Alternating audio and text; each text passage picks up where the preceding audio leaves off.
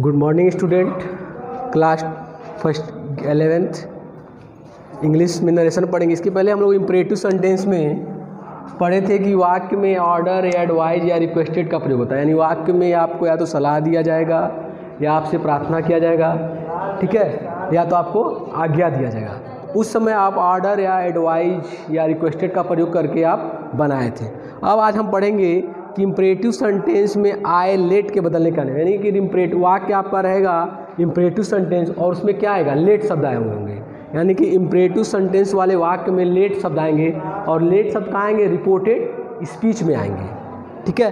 तो पहला हम लोग का ये रूल बनता है प्रस्ताव, प्रोपोजल, यानी कि कुछ डायरेक्ट में कुछ ऐसे वाक्य आएंगे जिसमें आपको प्रपोजल किया जाएगा, जिसमें आपको प्रस्ताव दिया जाएगा कि मैं ये काम करूं कि ना करूं। जैसे दिया हुआ कि यदि लेट वाले वाक्य से प्रस्ताव का बोध होता है तो साधारणतः वाक्य में लेट के साथ अस का भी प्रयोग होता है। यानी कहने का मतलब ये है कि लेट का प्रयोग होगा ही, लेकिन जब वाक्य में आपको प्रस्ताव दिया जाएगा, यानी किसी काम को करने के लिए आपको प्रपोजल दिया जाएगा, तो उस समय उस वाक्य सबसे बड़ी पहचान यही है कि लेट के साथ क्या लगा हुआ, अस का प्रयोग होगा। जब लेट के साथ अस का प्रयोग होगा, यानी रिपोर्टेड स्पीच में कोई ऐसा वाक्य दे दिया जाए उसमें लेट अस का प्रयोग हो, तो आप क्या आपको समझ जाए जो वाक्य दिया गया उसमें क्या किया जा रहा है, प्रस्ताव किया जा रहा है। तो जब ऐसे वाक्य आए और उसमें लेट के साथ अस लगा हुआ हो तो आप समझ जाइए कि रिपोर्टेड स्पीच का वाक्य का मतलब है कि हमें क्या किया जा रहा है, प्रस्ताव दिया जा रहा है। अब दूसरा इसमें रूल क्या बन रहा है, ए बन रहा है कि रिपोर्टिंग वर्ब को प्रपोज्ड या सजेस्टेड में बदल देते हैं। रिपोर्टिंग वर्ब का मतलब, यानी पहले जब स्टार्टिंग में हम लोग पढ़े थे बताया करते थे कि सैड टू को आप इसमें बदलेंगे, टोल्ड में बदलेंगे, ऑर्डर में पढ़ेंगे, एडवाइस पढ़ेंगे। जैसे जैसे आपका आगे बढ़ते गए तो ये मालूम हो गया कि अब आपको ये पता है कि रिपोर्टिंग वर्ब का मतलब होता है कि सैड टू के स्थान पे आप प्रपोज्ड या सजेस्टेड का प्रयोग करेंगे। यानी ये पता हो गया कि सैड टू के स्थान पे आप प्रपोज्ड या सजेस्टेड का प्रयोग करेंगे। दूसरा आता है इन्वर्टेड कामा को हटाकर डेट लगाते हैं, यानी इन्वर्टेड कामा को क्या करते हैं, हटा दिया जाता है और इन्वर्टेड कामा को हटा के डेट का प्रयोग किया जाता है।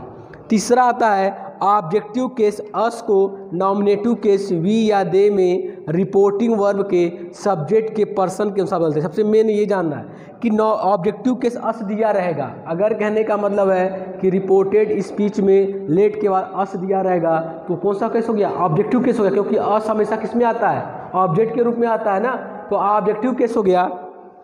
तो हम उसको नॉमिनेटिव केस वी या दे बदलते हैं, यानी जब उसका डायरेक्ट जब इनडायरेक्ट बनाएंगे तो अस के जगह पे या तो हम वी लिखेंगे या तो दे लिखेंगे, दोनों में से एक लिखेंगे, या तो वी या तो दे। हमको ये जानकारी लेनी है कि हम लोग वी कब लिखेंगे, कब दे कब लिखेंगे।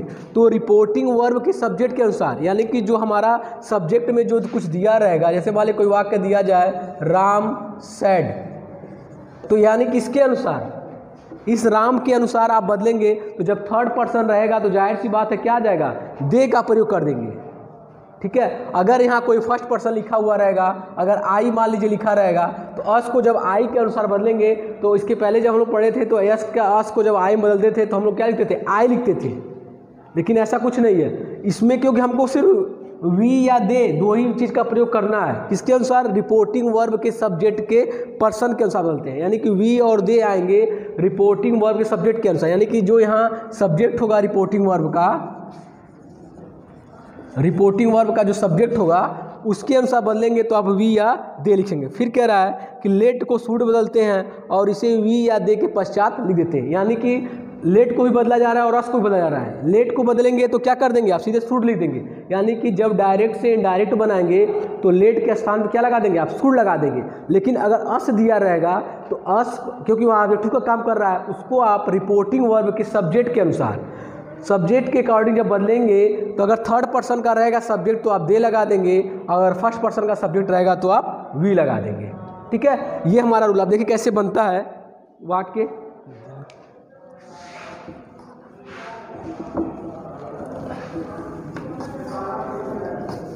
देखिए कैसे वाक्य बन रहा है, कोई एग्जांपल देखिए, हरी सैड इन्वर्टेड कामा में लेट अस प्ले ए मैच,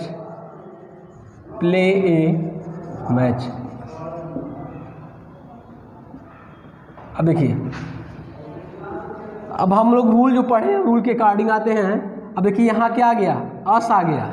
जब अस का प्रयोग हो गया, यानी तो जब अस का प्रयोग होगा तो वाक्य में क्या किया जा रहा है, प्रस्ताव दिया जा रहा है।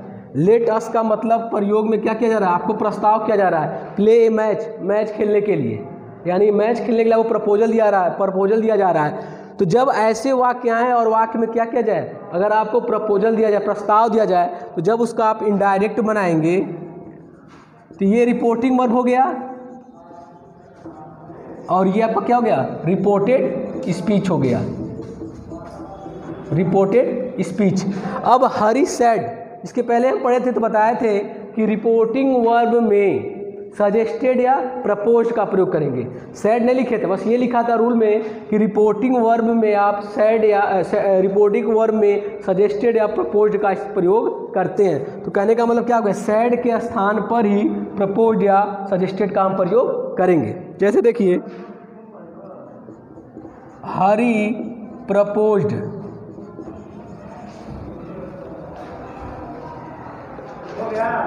प्रपोज्ड हो गया, सेट के स्थान पे हरी प्रपोज्ड, ये हो गया ना।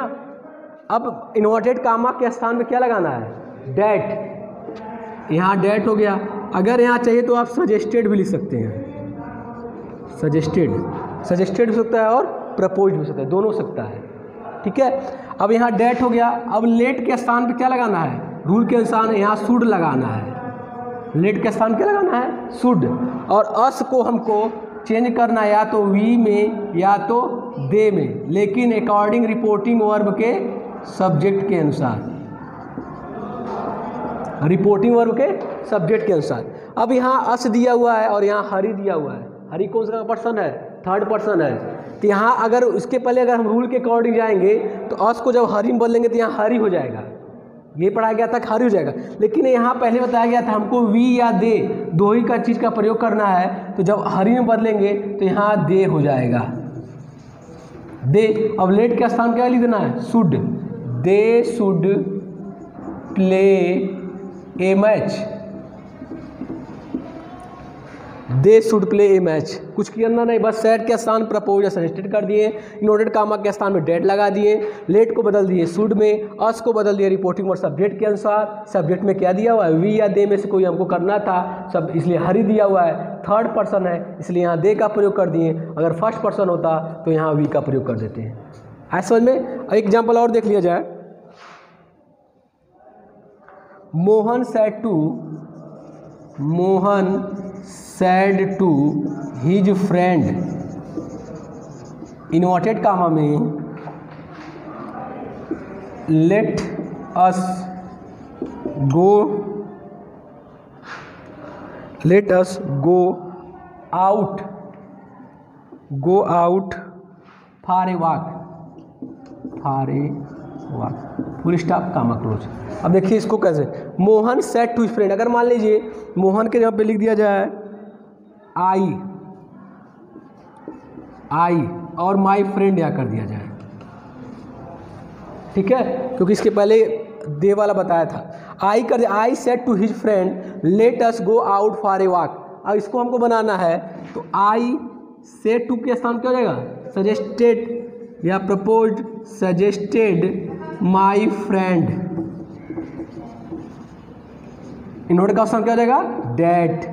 लेट के स्थान पे शुड कर देंगे, यहाँ अस दिया है बदलेगा आई के अनुसार, आई फर्स्ट पर्सन है इसलिए यहाँ क्या हो जाएगा, we should go out for a walk. यानी कि अब लेट, पहला हम लोग रूल पढ़े थे लेट के साथ प्रस्ताव का, कि जब वाक्य में प्रस्ताव दिया जाएगा तो जब वाक्य में प्रस्ताव आएगा तो लेट अस का प्रयोग होगा, और जब लेट अस का प्रयोग हुआ तो आप रिपोर्टिंग वर्ब में सेड के स्थान पे सजेस्टेड या प्रपोज्ड का प्रयोग कर देंगे, इन्वर्टेड कामा के स्थान पर डेट का प्रयोग कर देंगे, लेट को शुड में बदल देंगे, और अस दिया रहेगा तो रिपोर्टिंग वर्ब के सब्जेक्ट के अनुसार अगर फर्स्ट पर्सन रहेगा तो वी का प्रयोग कर देंगे, थर्ड पर्सन रहेगा तो दे का प्रयोग कर देंगे, ठीक है। अब दूसरा रूल हम देखते हैं, प्रार्थना। ये था प्रस्ताव, अब दूसरा देखते हैं प्रार्थना, रिक्वेस्टेड। दूसरा आपका हो गया रिक्वेस्टेड,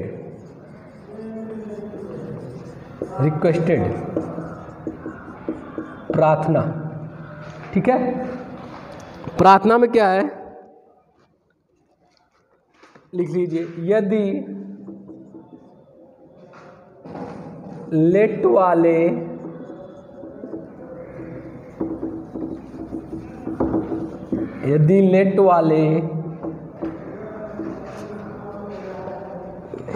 वाक्य से किसी काम करने की अनुमति मांगने के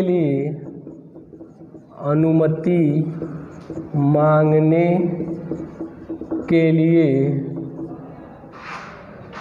प्रार्थना का बोध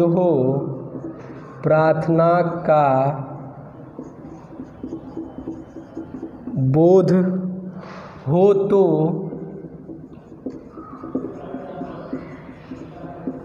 ऐसे वाक्यों को इनडायरेक्ट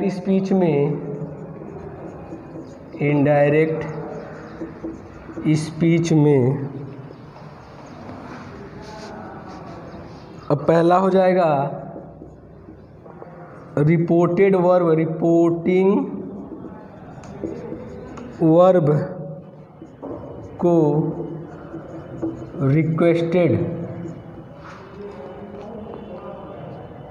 बी हो जाएगा लेट को टू लेट में बदलते हैं, या लेट के स्थान पर डेट लगाकर नाउन या प्रोनाउन के साथ might be allowed, ALLOWED allowed to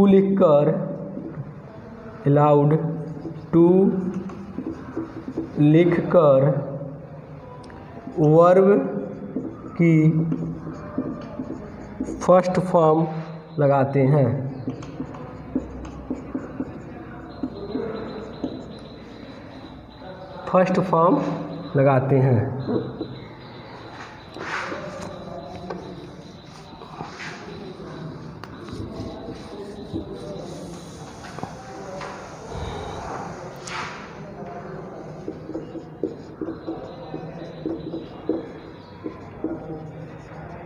He said to his officer, "Let me go home."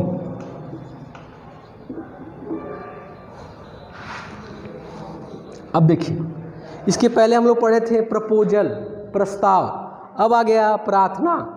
अगर लेट वाले वाक्य में किसी काम करने के लिए अनुमति मांगी जाए या प्रार्थना का बोध हो तो ऐसे वाक्यों में क्या करेंगे आप, पहला ऑप्शन देता है रूल हमारा कि रिपोर्टिंग वर्ब को रिक्वेस्टेड बदलते हैं, यानी कि रिपोर्टिंग वर्ब का मतलब क्या कि सैड टू को आप किसमें बदल देंगे, रिक्वेस्टेड बदल देंगे, और लेट को टू लेट बदलते हैं। यानी इसको बनाने के दो नियम हैं। पहला नियम क्या है कि लेट को टू लेट में बदल देते हैं और सेम उसी तरह लिख देंगे, ठीक है। दूसरा नियम क्या है कि लेट के स्थान पर डेट लगाते हैं और नाउन या प्रनाउन के साथ माइट बी अलाउड टू लिखकर वर्ब की फर्स्ट फॉर्म का प्रयोग करते हैं।